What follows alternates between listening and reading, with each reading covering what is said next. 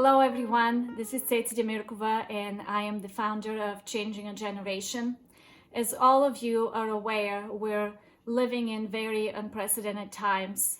So I am making this video with two reasons in mind. One is to encourage all of you that God is still faithful, He's still able, and He will see us through no matter what is ahead of us and what we may be facing. And the second part is that I would like to ask for your assistance, especially this week and the following week. We have about 120 families in our program whose children are a part of our after-school programs. They also come to our Sidewalk Sunday School and attend our programs throughout the week. And unfortunately, these families have not been able to have any food throughout the last several weeks while they have been on a lockdown in Bulgaria. So with that in mind, they have been practically eating water and bread for days, and some of them have been going without completely eating anything.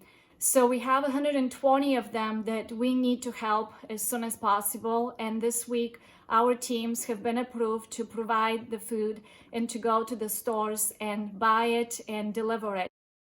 I have started a hope campaign to be able to help these families, and it is located on our website, changingageneration.net/hope.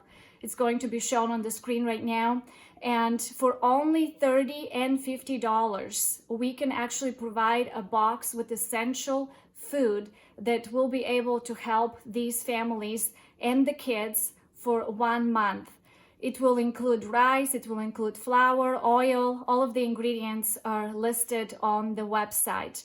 So I am asking you from the bottom of my heart to help us to help them. 100% of everything that is donated this week and next week will go to the families.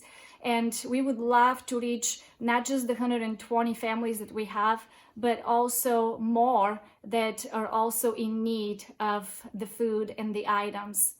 I also wanted to take a moment and encourage you with something that I had written in my 5th book, Motivated by the Impossible. I wrote about the time when we lived under the Chernobyl explosion, and we woke up the next day and everything was completely dead. We had absolutely nothing that we could turn to. The government was not providing any kind of information as to what had happened.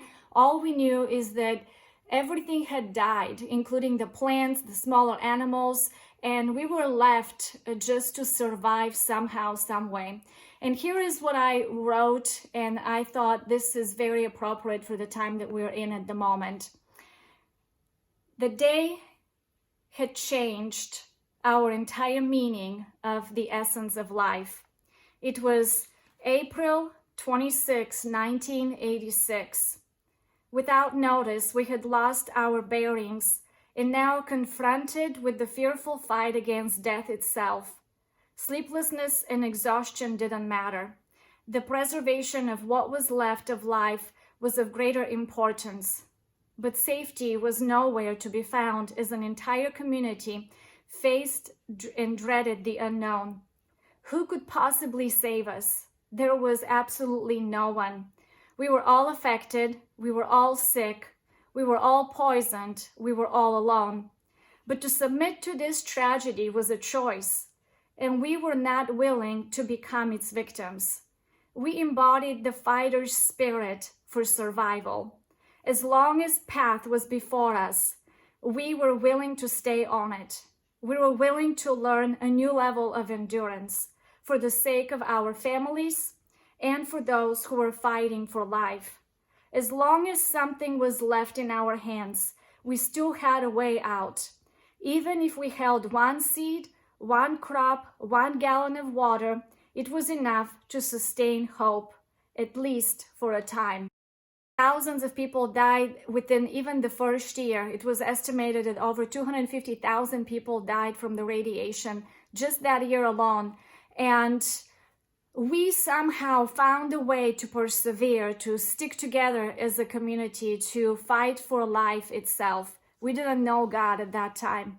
But for those of us today who are faced in this critical situation, especially here in America, I want to tell you that as we're approaching Easter, be grateful and mindful of what you have and who God is in your life. Many people outside of the States who do not have what we have.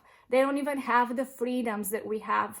And we can always look to God as our source and ultimate hope.